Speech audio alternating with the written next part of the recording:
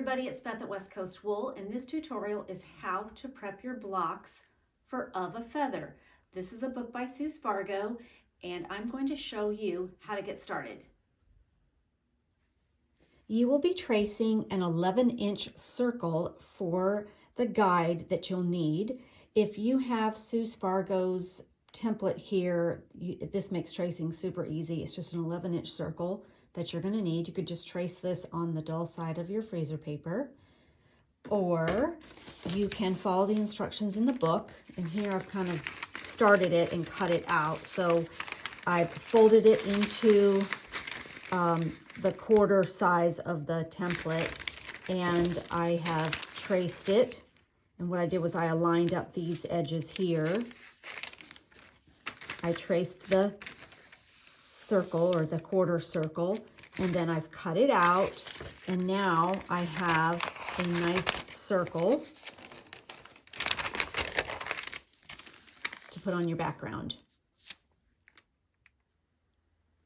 The next step is to press your circle, centering it on your background wool. The wool should be 15.5 inches. And to find the center, I just marked just on the corner here with my water-soluble pen, just so that I could find the centers easily. So I marked it on each side, and the top and the bottom. And then I took my iron and I pressed my freezer paper template. Now the next step is to run a basting stitch around the circle. This is just temporary.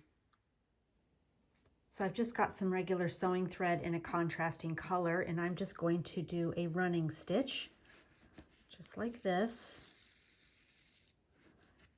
around the edge.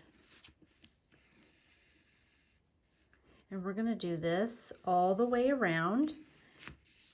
And once I have that done, I will come back and talk to you about the rest of the prep.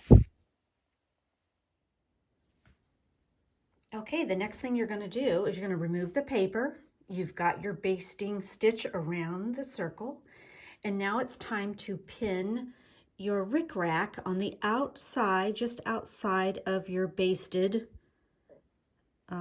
line here. So you're just going to kind of just put it in place as you go around, and you'll do that all the way around according to the instructions.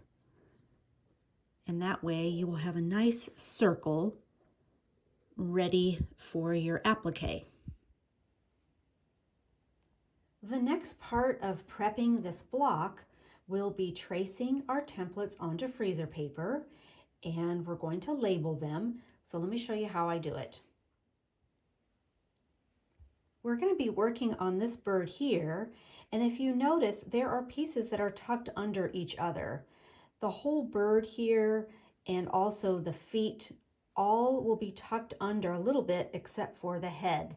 So let me show you how I keep that organized.